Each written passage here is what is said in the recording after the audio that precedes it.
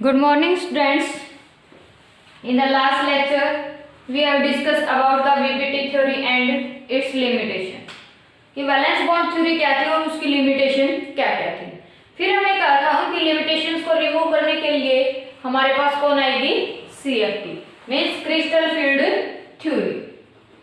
क्या आएगी, crystal field theory.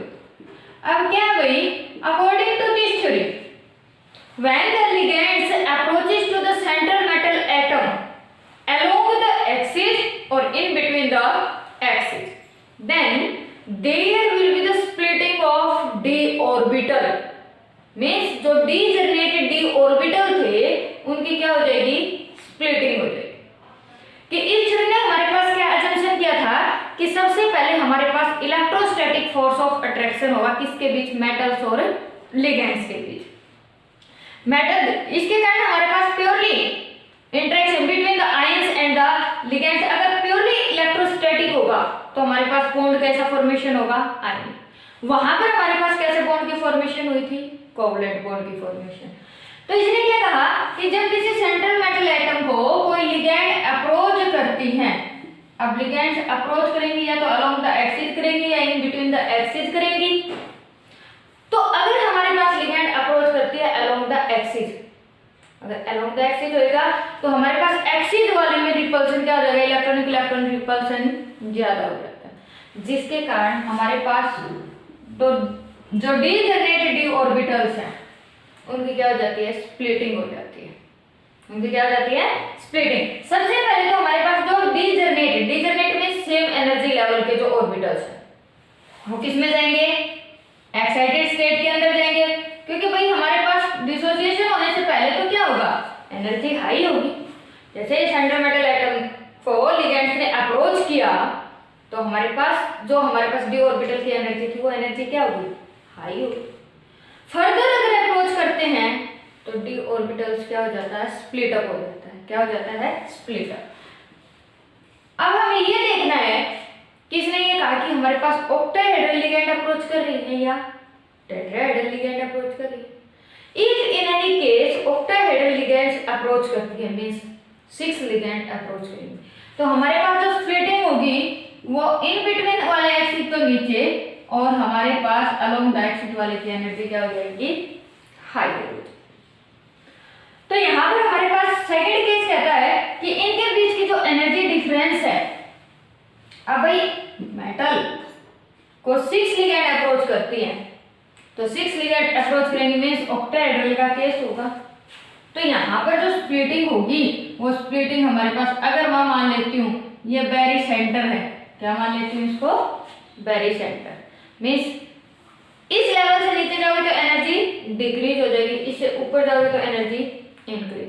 तो इट मींस यहाँ पर मैं एनर्जी को अगर जीरो एज्यूम करके चलती कि भाई यहाँ पर इन ऑर्बिटल्स की एनर्जी क्या है, जीरो, बेरी सेंटर। तो इससे जो नीचे तक आएगी ये किस लेवल पे होंगे और इनकी एनर्जी देखो, टोटल डिस्टेंस हमारे पास क्या आएगी, डेल्टा ऑफ नो, जिसको बोलते हैं हम स्प्लिटिंग गैप। कि हमारे पास क्या होगा, ये स्प्लिटिंग गैप होगा। तो यहाँ पर देखो जो एनर्जी डिफर करेगी किस से कि भाई यहाँ पर कितना होगा गैप और यहाँ पर कितना होगा। तो यहाँ पर हमारे पास क्या आ जाएगा भाई, 3/5 ऑफ डेल्टा। भाई 0 से ऊपर जाएगी तो पॉजिटिव और 0 से नीचे आएगी तो नेगेटिव, -2/5 ऑफ डेल्टा। या आप बोल सकते हो 0.6 ऑफ डेल्टा नॉट और -0.4 ऑफ डेल्टा नॉट। रिप्रेजेंट करता है कि it is the octahedral structure means when the 6 ligands are approaches to the central metal atom then there will be splitting of D orbital.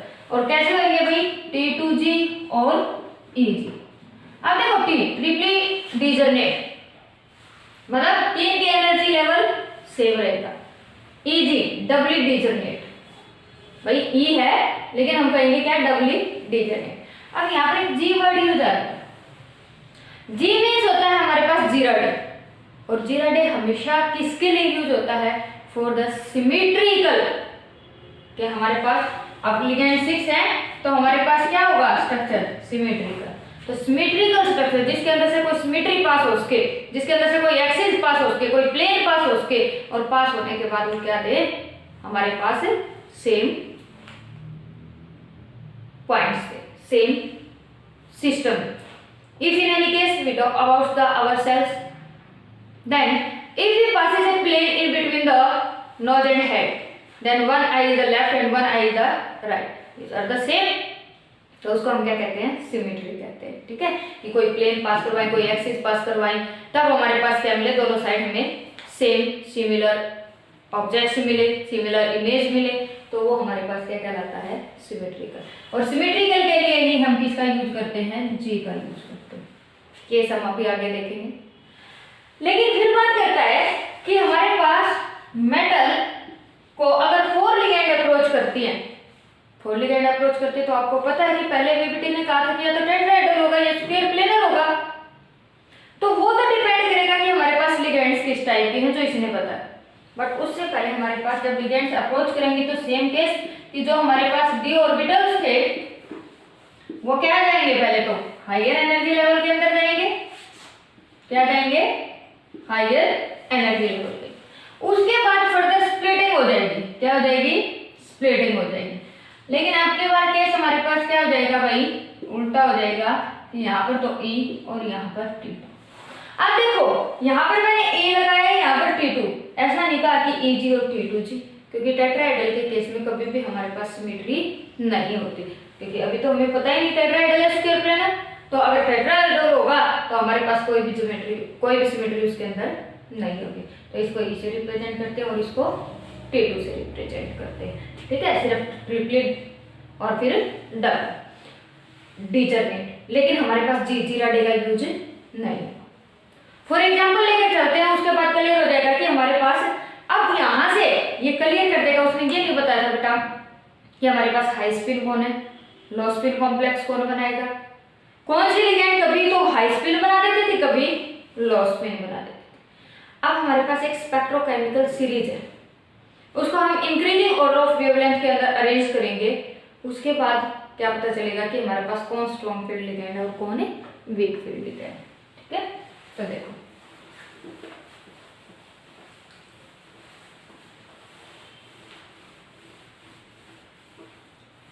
एक spectrochemical series है, उसको देखते हैं। Iodine, और भाई यहां से आपके पास ना क्वेश्चन आ चुका है इसके पीएमटी के अंदर, अभी नीट वाले पेपर में यहां से क्वेश्चन आया हुआ था, इंक्रीजिंग ऑर्डर ऑफ वेवलेंथ, कौन सा ऑप्शन सही, correct, choose the correct option. तो हमारे पास स्टार्टिंग वाले कुछ दे रखे थे, एक पीछे वाला दे रखा था। ठीक है, तो हमारे पास iodine, bromine, isocyanide, chlorine, sulphur, लेकिन हमारे पास सल्फर नहीं है, ये किसकी फॉर्म में है, S2 नेगेटिव की फॉर्म में। Fluorine OH, carboxylic acid C2O4 2 negative, आप ऐसे भी लिख सकते हैं CO नेगेटिव और COO नेगेटिव। तो हमारे पास कितना चार्ज है, 2 नेगेटिव चार्ज है। ठीक है, H2O, NCS। अब देखो बेटा यहाँ पर क्या था, SCN, इट मींस यहाँ पर हमारे पास आइसोथायोसाइनाइड था, यहाँ पर हमारे पास सिर्फ और सिर्फ क्या, थायोसाइनाइड है। ठीक है, तो इसमें भी डिफरेंस है कि ये हमारे पास वीक फील्ड लिगेंड की तरह से काम करेगा और वो हमारे पास स्ट्रॉन्ग फील्ड लिगेंड की तरह से काम कर सकता है। EDTA, ethylene diamine tetra acetate, ethylene यानी कि CH2CH2, डायमीन मींस NH2NH2, लेकिन NH2 की बजाय हम सिर्फ क्या करेंगे, हाइड्रोजन को रिमूव करके टेट्रा एसिटेट ना, CH2CO नेगेटिव, CH2CO नेगेटिव, यहाँ पर भी same case, CH2CO negative, CH2CO negative. तो क्या है, इथाइलिन डायमीन टेट्रा एसिटेट। उसके बाद अमोनिया, इथाइलिन डायमीन, अमोनिया, फिर क्या है, इथाइलिन डायमीन, फिर हमारे पास कौन आ जाएगा, साइनाइड और कोबाल्ट, कौन आ जाएगा, साइनाइड और कोबाल्ट। ये स्पेक्ट्रोकेमिकल सीरीज दी थी भाई, किसने, CFT। उसने इसी के अकॉर्डिंग बताया हमारे पास कि कौन सा हमारे पास हाई स्पिन कॉम्प्लेक्स होगा और कौन सा हमारे पास लो स्पिन कॉम्प्लेक्स होगा। लो स्पिन होगा तो मीन्स पेयरिंग करवा देगा, हाई स्पिन होगा तो इट मीन्स पेयरिंग नहीं करवाएगा, वो एक्साइट हो जाएगा। तो देखो यहां से कहते हैं कि वाटर मॉलिक्यूल से इधर वाले सारे के सारे, अब देखो सबसे पहले क्या है, ये इंक्रीजिंग ऑर्डर ऑफ वेवलेंथ। अब भाई इंक्रीजिंग ऑर्डर ऑफ वेवलेंथ होता चला जाएगा तो मींस स्प्लिटिंग गैप जो है हमारे पास, स्प्लिटिंग एनर्जी वो क्या होती चली जाएगी, इंक्रीज होती चली जाएगी। अगर वो इंक्रीज होती चली गई तो हमारे पास चाहे फिर लिगेंड कोई भी है तो हमारे पास क्या नहीं कर पाएगी, एक्साइटेशन नहीं कर पाएगी, क्योंकि एनर्जी गैप जितना ज्यादा होता चला जाएगा उतना इलेक्ट्रॉन को हायर स्टेट में एक्साइट करना डिफिकल्ट होता चला जाएगा। ठीक है, तो वाटर से इधर वाले सारे की सारी लिगेंड्स किसकी तरह से काम करती है, बेटा वीक फील्ड लिगेंड, और वीक फील्ड लिगेंड होंगी तो पेयरिंग नहीं करवा पाएंगे, मींस हाई स्पिन का काम करेंगे। किसका काम करेंगे, हाई स्पिन। लेकिन हमारे पास मेनली तो अमोनिया, इथाइलिन डायमीन, साइनाइड और कार्बोनाइड, ये कोबाल्ट नहीं है, कार्बोनाइड, ये किसकी तरह से काम करेंगे बेटा, स्ट्रॉन्ग फील्ड लिगेंड, और स्ट्रॉन्ग होगा तो क्या करवा देगा, पेयरिंग करवा देगा। तो पेयरिंग करवा देगा तो किसकी तरह से काम करेगा, लो स्पिन, मीन स्पिन कहां पर रह गई, नीचे ही रह गई, लो स्पिन। फॉर एग्जाम्पल की बात करते हैं, एक तो हमारे पास दो और कंसेप्ट है भाई इनके ऊपर बेस्ड, जो मैंने अभी भी आपको बताया कि स्प्लिटिंग एनर्जी तो हमारे पास क्या है, डेल्टा नॉट, और एक है पेयरिंग एनर्जी पी। देखो अगर हमारे पास डेल्टा नॉट क्या हो जाएगा, ग्रेटर देन हो जाएगा than that of the pairing energy, splitting gap is greater than that of the pairing energy, भाई फिर तो वो क्या कर जाएगा, पेयरिंग एनर्जी कम है, फटाफट पेयरिंग भी कर जाएगा, तो पेयर कर जाएगा तो क्या बना देगा, लो स्पिन कॉम्प्लेक्स बना देगा,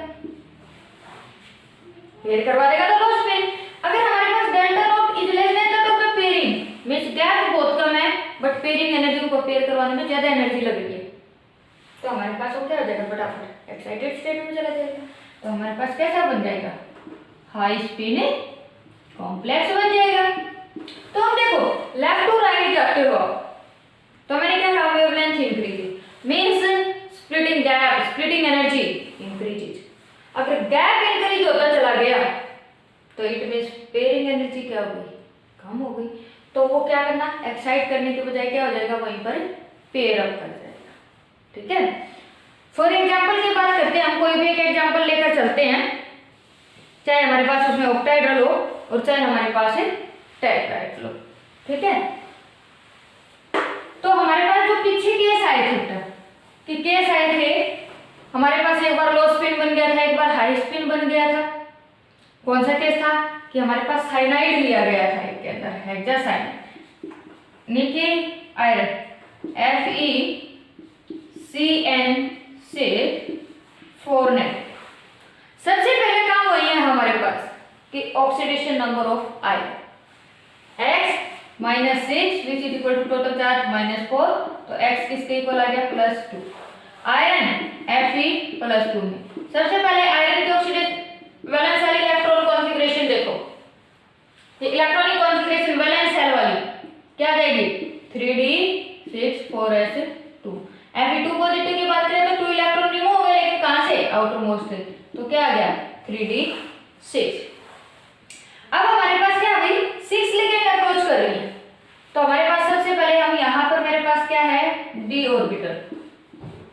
d ऑर्बिटल में कितने इलेक्ट्रॉन, 1 2 3 4 5 और 6। आफ्टर दैट हायर, मैं इसको एक्साइटेशन में ही ले रही हूं, मान लो कि यहां पर था, अब एक्साइट होगी, यहां पर आ चुका है हायर, लेकिन अब यहां पर इसकी क्या हो गई, फर्दर स्प्लिटिंग हो गई। कोई ऑक्टाइड्रल का केस था तो क्या कहे कि नीचे तो क्या आ जाएंगे T2J और ऊपर क्या आ जाएगा E। साइनाइड, भाई गैप क्या होएगा, बहुत ज्यादा होएगा, बिकॉज वेवलेंथ हायर है तो हमारे पास गैप बहुत ज्यादा हो गया, पेयरिंग एनर्जी कम, तो इट मींस देखो पहले तो 1 1 इलेक्ट्रॉन फिल होंगे, 1 2 3। अब इलेक्ट्रॉन ऊपर जाने की बजाय कहां पर, नीचे ही पेयर हो जाएंगे। क्यों भाई, क्योंकि हमारे पास क्या है, डेल्टा नॉट बहुत ज्यादा है as comparison to pairing energy 3, तो इट मींस यहीं पर पेयर अप हो गए 4 5 और 6। अब हम देखो इसकी क्या निकाल के देखें, टोटल जो एनर्जी हमारे पास आई है वो किसके इक्वल होगी भाई? देखो यहाँ से मैंने क्या कहा था, ये वेरी सेंटर है, इससे नीचे जाओगे तो क्या हो जाएगा -2/5 ऑफ डेल्टा नॉट, ऊपर जाओगे तो +3/5 ऑफ डेल्टा नॉट। तो अब देखो ऊपर वाले ऑर्बिटल में तो हमारे पास कोई इलेक्ट्रॉन है ही नहीं, तो ऊपर वाले ऑर्बिटल के अंदर इलेक्ट्रॉन नहीं है, तो नीचे वाले के अंदर कितने हैं? 6 है। तो 6 है तो हम क्या करते हैं -2/5 इंटू कितने 6 ऑफ डेल्टा नॉट, तो हमारे पास टोटल एनर्जी कितनी आ गई -12/5 ऑफ डेल्टा नॉट। ये total splitting energy. If in any case की ऊपर वाले में प्रेजेंट होते मींस अगर यहाँ पर हमारे पास लो स्पिन कॉम्प्लेक्स होता, iodine, bromine, cyanide, chlorine, sulphide, fluorine और हाइड्रोक्साइड, अगर ये ग्रुप होते तो हमारे पास क्या बन जाता, ये 1 2 3 फिर किस में आ जाते 4 5 फिर किस में आता 6 में। तो फिर हमारे पास क्या दिक्कत होती है कि हमारे पास यहाँ पर -2/5 ऑफ डेल्टा नॉट को तो हम 4 से मल्टीप्लाई करते और 2 यहाँ पर है तो +3/5 of 3/5 into 2 of delta not, ठीक है। तो वो हमारे पास क्या निकल के आ जाती है टोटल स्प्लिटिंग एनर्जी। तो इस तरह से हमारे पास इस सीरीज के बेस पर ही कि जहां पर जो लिगेंड सेंटर मेटल एटम को अप्रोच कर रही हैं वो हमारे पास कैसे हायर वेवलेंथ की या लोअर वेवलेंथ की। अगर हायर वेवलेंथ की है तो हमारे पास गैप बहुत ज्यादा हो जाएगा, तो क्या हो जाएगी पेयरिंग हो जाएगी, वरना इसका मतलब पेयरिंग हो गई तो लो स्पिन कॉम्प्लेक्स, अगर पेयरिंग नहीं हुई तो हाई स्पिन कॉम्प्लेक्स। फिर हमारे पास देखो भाई बात आती है मैग्नेटिक, क्योंकि हमारे पास उसने मैग्नेटिज्म प्रॉपर्टी को भी एक्सप्लेन नहीं किया था। तो यहाँ पर अगर सारे के सारे हमारे पास पेयर्ड हो रही है तो एक भी पेयर्ड इलेक्ट्रॉन नहीं है, इट मींस डायमैग्नेटिक। अगर हमारे पास सिंगल इलेक्ट्रॉन भी क्या होता अनपेयर्ड होता तो कैसा कहलाता हमारे पास है पैरामैग्नेटिक। सेकंड वहां पर उसने कलर की भी एक्सप्लेनेशन नहीं दी थी, इसने कलर को भी एक्सप्लेन कर दिया। इसने कहा कि अगर इलेक्ट्रॉन एक्साइट होकर कहां पर चले जाए हायर स्टेट में, बट आपको पता हायर स्टेट में इलेक्ट्रॉन हाईली स्टेबल नहीं होते, तो वो जैसे ही लोअर स्टेट में आए, अगर हाई स्पिन कॉम्प्लेक्स है तो जैसे ही लोअर स्टेट में आएंगे तो क्या करते हुए आएंगे, अपने रेडिएशन जिस एनर्जी को उन्होंने एब्जॉर्ब किया था उसी एनर्जी को रिलीज करते हुए, और वो जो एनर्जी एब्जॉर्ब करते हैं वो किस में करते हैं विजिबल रीजन के अंदर, तो हमारे पास वो क्या हो जाएंगे colourful. If in any case की उसके पास अनपेयर्ड इलेक्ट्रॉन है, अगर हमारे पास ऑर्बिटल भी वैकेंट ना हो और अनपेयर्ड इलेक्ट्रॉन भी ना हो और सारे फुली फील्ड हो, उस केस में हमारे पास कोई भी कंपाउंड कोई भी कंपोनेंट क्या रहेगा कलरलेस, कि उसके पास अनपेयर्ड इलेक्ट्रॉन ही ना हो, कंप्लीट के कंप्लीट फुली फील्ड हो, ठीक है, या फिर हमारे पास एक्साइटेशन ही ना हो, तो वो हमारे पास क्या रहेंगे कलरलेस।